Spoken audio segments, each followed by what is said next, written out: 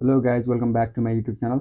म चाहिँ आज भर्खरै सिओए आएर अक्टोबर इन्टरको लागि प्रिपेरेसन गरिरहनु भएको साथीहरू र त्यसपछि मार्च अनि जनवरी मार्चको लागि पनि प्रिपेरेसन गरिरहनु भएको साथीहरूलाई एमबिसीमा चाहिँ कसरी इन्टरभ्यू फेस गर्ने त भनेर त्यसको बारेमा होइन आफूले जानेको बुझेको कुराहरू भन्छु।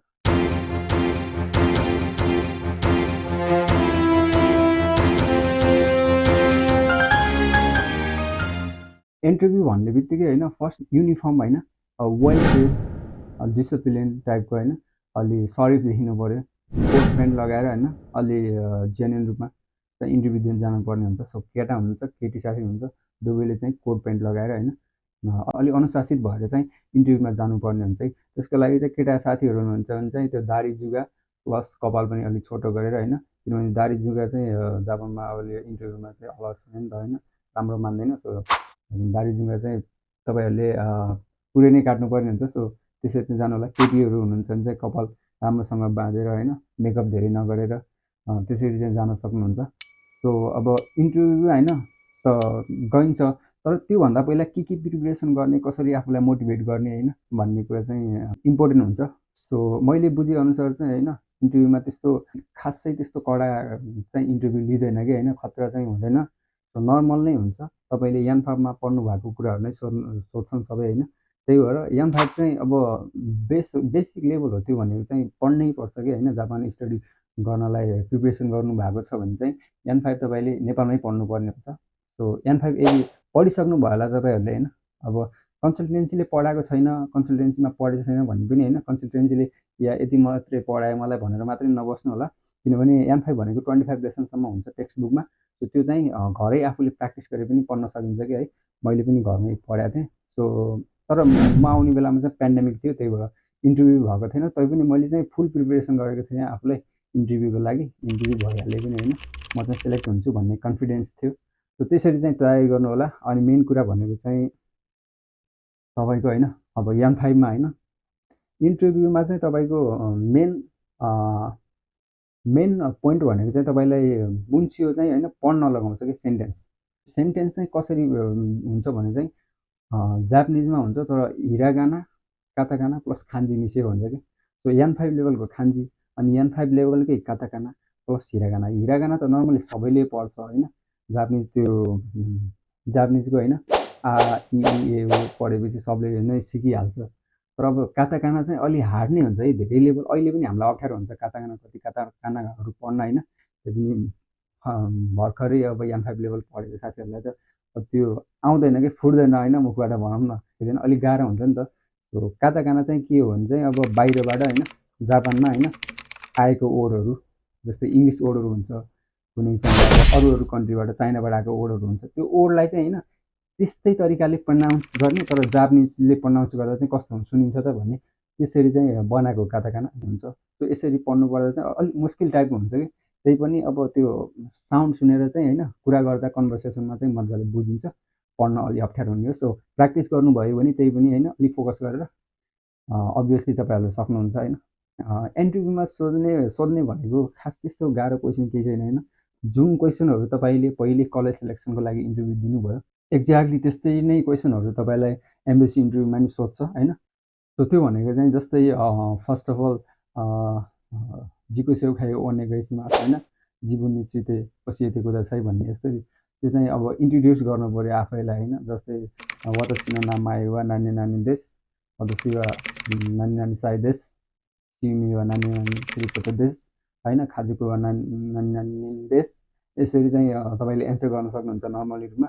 सो तपाईँको जिको सिउखाइ भइसकेपछि तपाईँलाई एक्स्ट्रा क्वेसन सोध्ने भनेको चाहिँ जस्तै निहुङ्गो वा दो देशका होइन, जापानिज चाहिँ ल्याङ्ग्वेज कस्तो लाग्छ तपाईँलाई भन्ने, ओमोसिरोई देश खान्जीगा छोटो मोजी खासी देशगा ओमोसिरोई देश भनेर यसरी नर्मल्ली एन्सर गर्न सक्नुहुन्छ जेबा होइन। दौसिदे निहुने इकिताई देशका भन्ला होइन, किन जापान जान चाहनुहुन्छ भन्ने यस्तो क्वेसनहरू चाहिँ तपाईँले पहिले कलेज सेलेक्सनको लागि पनि भनिसक्नु भयो नि होइन। वातासिगा निहुन्न होइन बुङ्खागा सुकी देश कारा, अथवा फेरि वातासिगा निहुने इत्ते निहुनो दाइगा कुनी बेन्क्यु स्थायी देश कारा भनेर यसरी भन्न सक्नुहुन्छ। अनि खाजुकु वा नानिन देशका भन्ला होइन, त्यो अलरेडी तपाईँले जिको सिउखाइमा भनिसकेको कुरा हो।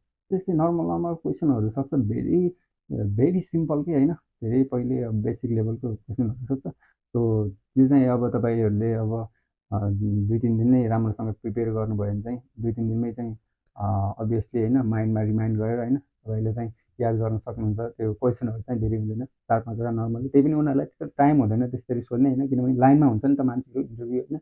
एकै दिन डेट परेको कति हुन्छ होइन, सयौँ लाइनमा हुन्छ। सो उनीहरूले चाहिँ फास्ट चाहिँ इन्टरभ्यू लिन्छ तपाईँको, त्यसरी गर्दैन। मेन भनेको चाहिँ तपाईँलाई त्यो जुन सेन्टेन्स पढ्न लगाउनु छ होइन, त्यसमा चाहिँ मेन ध्यान दिनुपर्छ। र त्योभन्दा अगाडि चाहिँ कस्तो हुन्छ भने म्यानर सो अप गर्ने कि होइन, उसले चाहिँ उसको म्यानर चाहिँ गर्छ कि उनीहरूले।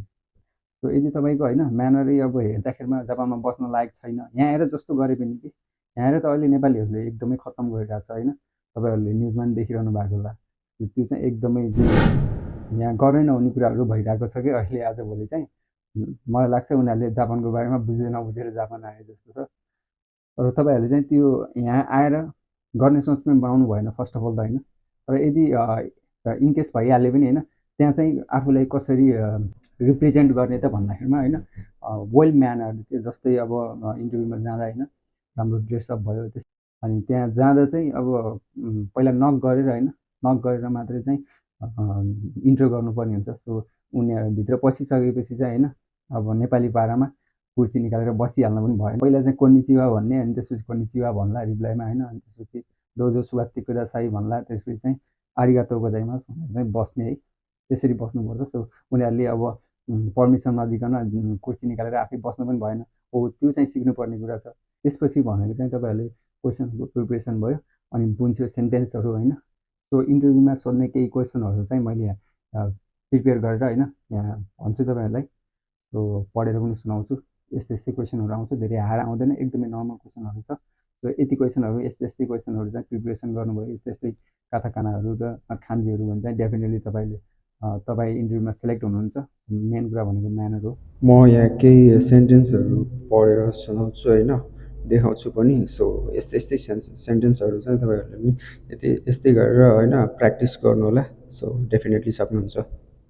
वतासी नो नामाए वा तानाका देश, वतासी वा माइनिची गोजेन शिचिजी नि ओकिमास, सोरेकारा तोमु तो इस्यो नि कौए ने इकिमास, आतो उचिए खाइते आसा गोहान ओ तापेमास, सोरेकारा कुजी मादे बेनक्यू सिते गाक्कौ इकिमास, किनो देपातो ए खाइ मोनो नि इकिमासिता, सोनो आतो तोमदाची तो आसोबी नि इकिमासिता। अब यहाँ फेरि केही काताकाना वर्डहरू राखिदिएको छु होइन। सो यो पनि राम्रोसँग प्र्याक्टिस गर्नु होला। भन्छ कि इन्टरभ्यूमा होइन कुनै कुनैलाई त त्यत्तिकै पनि सेलेक्ट गरिन्छ अरे, अनि कुनै कुनैलाई त्यत्तिकै फेरि ट्यालेन्टै भए पनि फालिदिन्छ अरे भन्ने। त्यो भनेको उनीहरूले म्यानर हेर्छ कि होइन, बाहिरी रूप के होइन, जुन उनीहरूले देख्ने बित्तिकै इभ्यालुएसन गर्ने कुरा हो कि त्यो भनेको। सो त्यो राम्रोसँग बुझेर ध्यान गरेर जानु होला। यहाँ चाहिँ एउटा भर्खरै 5 मन्थ्स अगाडि होइन इन्टरभ्यू दिएको रहेछ एकजना साथीले। सो उसको युट्युब भिडियो हेरेको थिएँ मैले। यो तपाईँहरूलाई पनि मैले देखाइदिन्छु, कतिजनालाई हेर्नु भएको छैन होला। उसले चाहिँ नर्मल्ली एकदमै होइन कसरी भनेछ भन्ने कुरा तपाईँले हेर्नु होला। ब्लग हो। अहिले भर्खर म एम्बेसीको इन्टरभ्यू अलि एक्साइटमेन्टमा देखिन्छ होइन, भर्खरै इन्टरभ्यू दिएर आएको भनेर एक्साइटेड भएर चाहिँ बाहिर फेस गरेर आइरहेको छु। इन्टरभ्यूको एम्बेसी फेस गरेर आउँदा फेल भइसक्यो, फिक्सै हो। त्यसको त्यो भित्रको त्यो मुखै हेर्दाखेरि नै तल फ्यालुम फ्यालुम जस्तो गरिरहेको थियो। फिक्स हो फेल, केही पनि त्यस्तो साला बतासीमा सतासीमा। उसले पनि त्यही भन्दैछ कि हिरागाना काताकाना र खान्जीको मिक्सिङ भएर पढ्न लगाउँछ। सो वातासीवा सतासी केही पढ्नुपर्छ, त्यसमा बढी ध्यान नदिनु, त्यसमा बढी ध्यान नदिनु। तपाईँ मेन फोकस गर्ने भनेको त्यही हिरागाना काताकाना अनि खान्जीको मिक्सिङ भएर पढ्न लगाउँछ। सिधा भित्र गयो, केही सोधेन, हाइतेमै देशका भन्यो, भित्र गयो।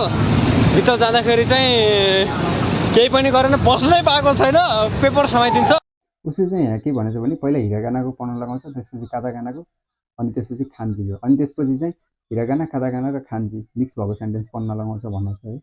अन्त तपाईँलाई hiragana plus katakana plus खान्जी, so basically त्यही नै हो गाइस होइन। मेन भनेको हिरागाना काताकाना र खान्जीमा चाहिँ तपाईँले हल्का जोड दिनुपर्ने हुन्छ। यान 5 लेभलको धेरै गाह्रो छैन, 80 खान्जी त हुन्छ यान 5मा होइन, एकदमै नर्मल खान्जी हो। त्यही पनि तपाईँले वर्ड सिक्ने हो त्यहाँ होइन। त्यो पुरै अब वर्डै पढे पनि हुन्छ कि होइन, कोकुसाई भन्ने हुन्छ, कुनी भन्ने हुन्छ होइन, उची भन्ने हुन्छ, खाजुकु खाजुकु हुन्न होला अझै, ताबे मास नमी मास यस्तै खान्जी त हो नि भेरी नर्मल होइन त्यो प्रिपरेसन गर्नु होला अब भर्खरै अक्टोबर इन्टेकको लागि चाहिँ प्रिपरेसन गर्नु भएको साथीहरूलाई अल द बेस्ट भन्न चाहन्छु अनि त्यसपछि जनवरी मार्च होइन जुनै कुनै इन्टेकको लागि पनि प्रिपरेसन गरिरहनु भएको साथीहरूलाई प्रिपरेसन गरिरहनु भएको साथीहरू सबैलाई होइन अल द बेस्ट होइन सबैको चाहिँ सबै चाहिँ इन्टरभ्यूमा सेलेक्ट होस् सबैजना हुन आओस् भन्न चाहन्छु अर्को भिडियोमा फेरि भेट्ने छु त्यति बेलासम्मको लागि stay safe stay healthy and keep watching my videos on YouTube